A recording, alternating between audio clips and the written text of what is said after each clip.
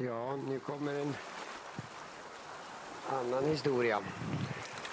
1949 gjorde jag en seglats på Stilla havet. Som var en aning vågat har jag förstått, men förstod jag inte riktigt då. Jag bestämde mig för att hyra en båt och fara ut till Robinson Crusoes öar. Juan Fernandez-öarna som ligger utanför Valparaiso. Vi skulle leva på att fiska hummer, hade jag tänkt, som skulle betala resan. Hyrde båt med 12 man. Vi var 13 ombord, det är ju väldigt trivsamt. Ahora, permítanme contarles esta historia. En 1949 realicé una travesía por el Océano Pacífico. Era una empresa bastante audaz, aunque en ese momento no lo comprendí del todo. Decidí alquilar un barco para navegar hasta las islas de Robinson Crusoe, partiendo desde las islas que se encuentran frente a Valparaíso. El plan era subsistir pescando langosta, lo cual financiaría nuestro viaje. Éramos 13 personas a bordo, y el ambiente era muy agradable. Lamentablemente, elegimos un día equivocado del año. Era justo la época en que comienzan las grandes tormentas. La verdad, fue una decisión un poco disparatada. El barco, además, resultó estar en malas condiciones. La quilla había sido modificada. Estaba diseñada para pescar en aguas poco profundas, lo cual no era lo más adecuado para una travesía de este tipo. El año, en realidad, era 1950 y no 1949, como había anticipado. Ya estábamos en camino hacia el barco. No fueron las tormentas de otoño las que nos sorprendieron, sino las tormentas de primavera, al otro lado del hemisferio. Aquí estamos cargando diversas provisiones. Estas serían vendidas en las encantadoras islas de Juan Fernández. Llevábamos motores Arquímedes en cajas de madera y también, por seguridad, naranjos en el barco. Estos árboles habrían sido difíciles de usar si se hubieran plantado allí. Esto se debe a que el clima en la isla es tropical, ya que la fría corriente de Humboldt no llega hasta esa zona. En Valparaíso el agua es bastante fría, nunca superando los 16 grados. Como pueden ver, cargamos una enorme cantidad de cerveza.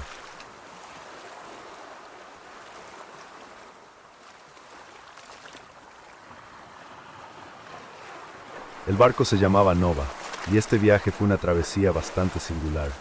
No contábamos con ninguna comodidad moderna, solo teníamos una radio, la cual logré hacer funcionar. Teníamos un motor auxiliar que nunca llegó a funcionar, estaba agrietado. Todo era muy rudimentario, como en el siglo XIX. Llevábamos terneros a bordo que sacrificábamos para nuestra alimentación. En ese entonces no existían las conservas. Sí, todo fue bastante aventurero. Había estimado que el viaje duraría 3 semanas, pero debido a las severas tormentas de primavera, se extendió a 1 mes y medio. Pero finalmente llegamos a la isla de Robinson Crusoe. De hecho, allí había vivido un marinero llamado Alexander Selkirk, un pirata rezagado que fue abandonado en la isla.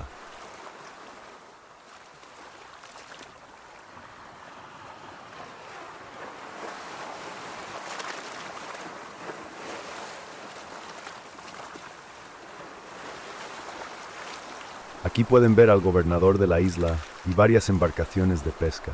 Ellos compraban los motores Arquímedes no porque los consideraran mejores, sino porque valoraban las cajas de madera en las que venían. Usaban la madera de Arquímedes, o más bien la madera de esos árboles. Utilizaban la madera para construir piezas para sus botes y otras cosas. Así de valiosas eran esas finas cajas de madera. Esa era su razón para elegir esos motores de botes. Es decir, lo que realmente les interesaba era nuestra madera sueca.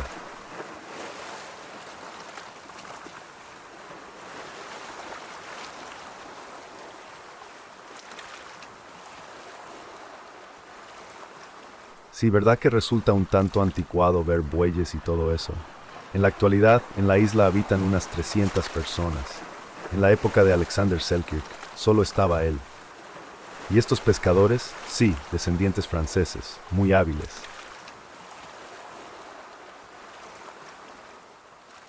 Aquí se ve una palmera, una de las últimas que les quedan. Tengo una gorra hecha de una palma de ese tipo. Me la dio el hombre que estaba sentado vigilando la palmera. Es una madera muy dura. Aquí estoy yo, caminando hacia la cueva de Robinson Crusoe. Se podía ver que Alexander Selkirk había estado sentado en esas paredes.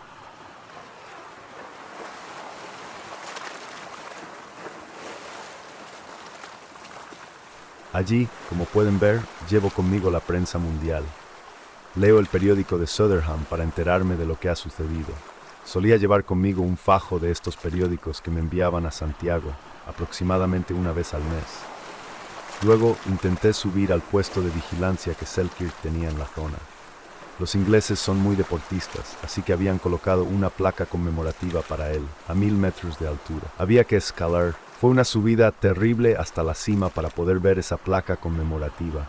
En ella decía que fue abandonado en 1704 o algo así, creo. Vivió allí durante 4 años y 4 meses. Vivió de lo que encontraba, entre otras cosas. Y esos recursos aún existen allí.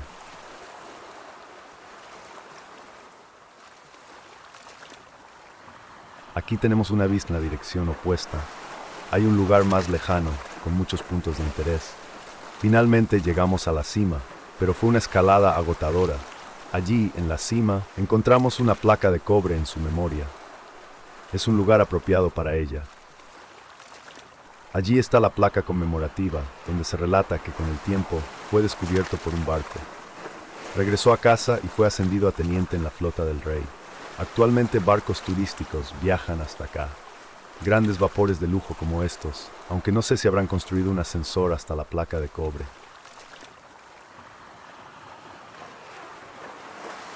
Ahora, nuestro objetivo era pescar. La idea era capturar langosta para poder financiar el viaje. Queríamos atrapar el albatros de ceja negra, que en inglés se llama Black-browed albatross. Aunque el nombre inglés significa ojos negros, en sueco no se refiere directamente al albatros. No es tan grande como el famoso albatros errante blanco.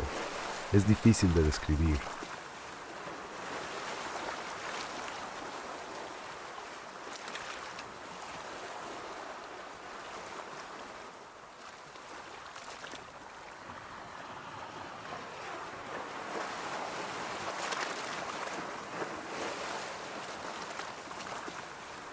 Aquí capturamos una gran cantidad de pequeños tiburones. De hecho, los utilizábamos.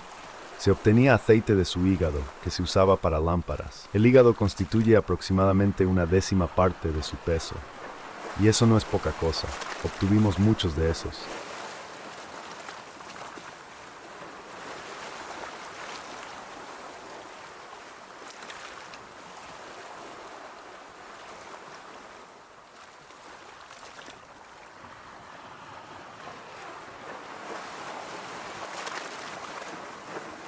Aquí están subiendo los botes a tierra. Esto se hace porque por la noche hay olas o tormentas que pueden arrastrarlos al mar. De lo contrario, simplemente desaparecerían.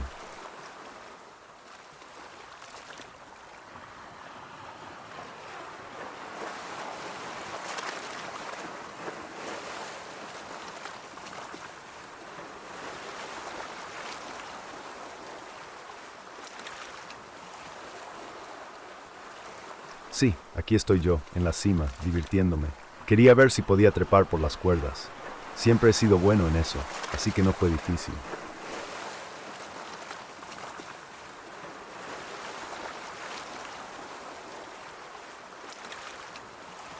Sí, creo que ahora nos vamos de la isla. Hay niebla. Sí, nos fuimos. No encontramos langosta y así que tuvimos que intentar otra cosa.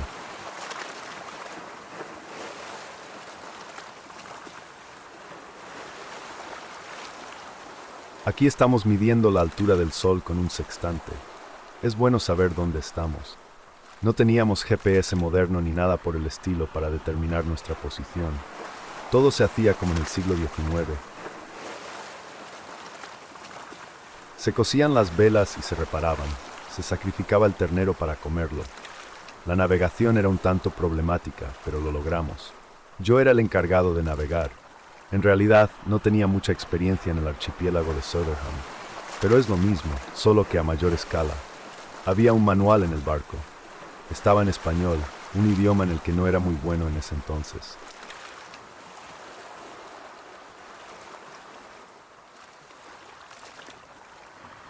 El barco se balancea de forma moderada.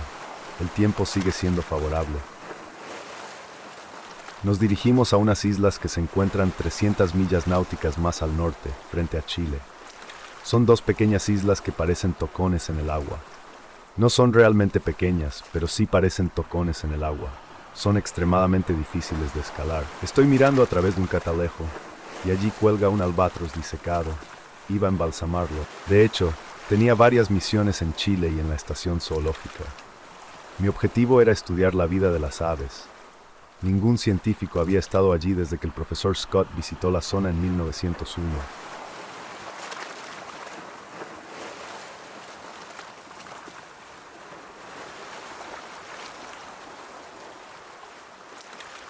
Observamos a la gaviota de patas rojas cómo se zambulle.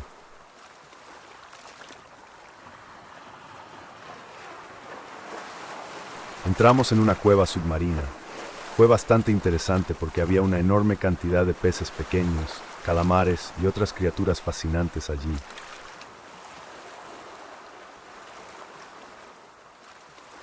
Aquí hay un cangrejo y muchos como él. Pican. Usábamos guantes de cuero cuando jugábamos con ellos.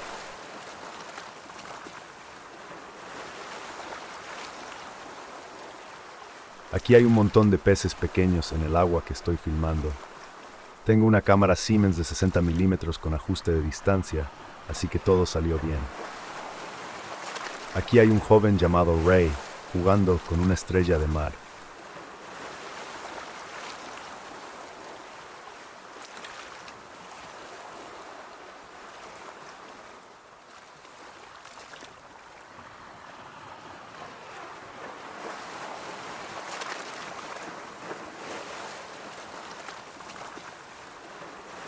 Aquí está la langosta que buscábamos.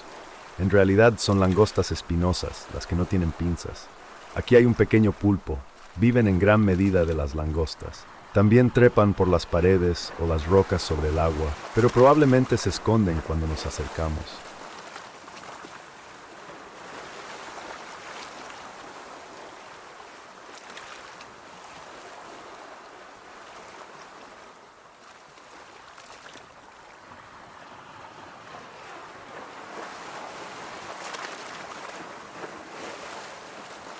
Nadan de una manera particular. Se ponen rojos cuando se enojan o se asustan. Si los tocas reaccionan así.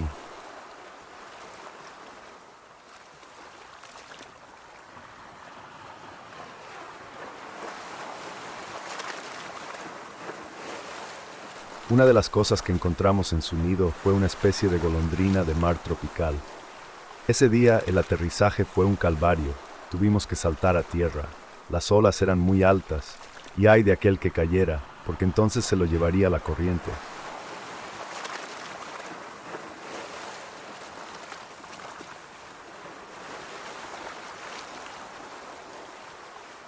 Estábamos escalando las peores formaciones rocosas del mundo, como pueden ver. Las piedras se desprendían mientras escalábamos, así que fue pura suerte que lo lográramos. Yo y otro muchacho, los dos, logramos subir hasta allí. Fue terriblemente difícil y bastante peligroso, ya que, como he dicho, era empinado por todas partes. Las aves nunca habían visto gente antes, así que no tenían el menor miedo. De hecho, se las podía tomar con la mano cuando estaban en sus nidos, no se movían. Nunca habían visto humanos. Aquí hay un pequeño petrel. Las aves no tenían miedo, como se puede ver. Se las podía tocar sin que se molestaran.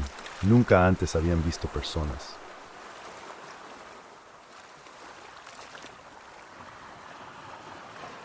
Aquí estamos haciendo mediciones del ave petrel.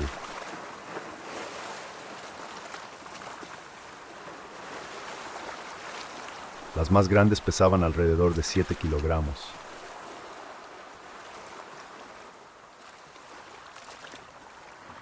Ahora vamos a salir y poner jaulas.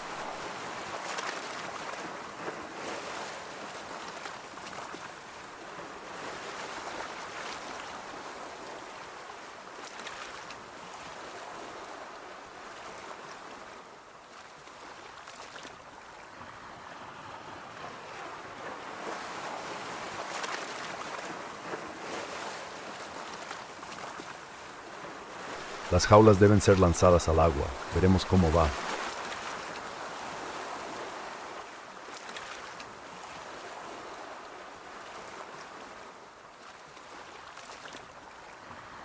Observen la ubicación del motor. Un motor fuera borda dentro de la embarcación, por seguridad del barco, Dios mío. Aquí vamos a sacar un poco de bacalao que usamos como cebo. Allí viene un tiburón, de lado. La mitad de los bacalaos, disculpen, aquí funciona. Pero aquí estaba lento, así que no se logró. El tiburón brilla intensamente cuando lo enganché, pero era demasiado grande. No cabía en el barco, era más largo que el barco, así que no hubo más remedio que rendirse. Los bacalaos pesaban hasta 60 kilogramos cada uno.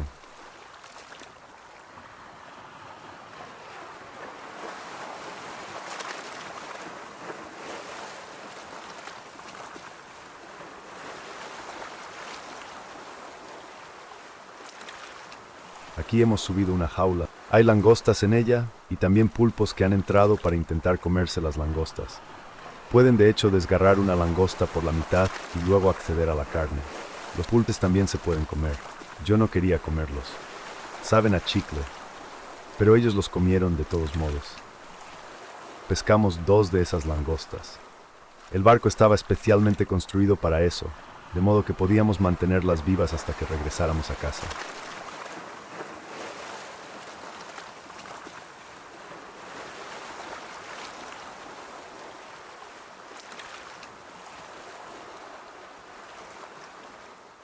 Aquí estoy lanzando con caña de spinning.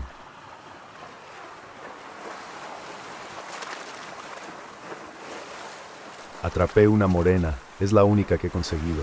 Es venenosa y muerde con bastante fuerza, como pueden ver. Hay que tener cuidado con ella. Es un tipo de anguila, el pez diente.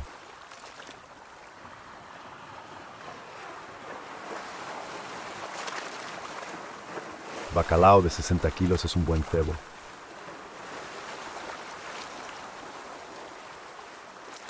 Aquí consigo una muy buena pesca deportiva.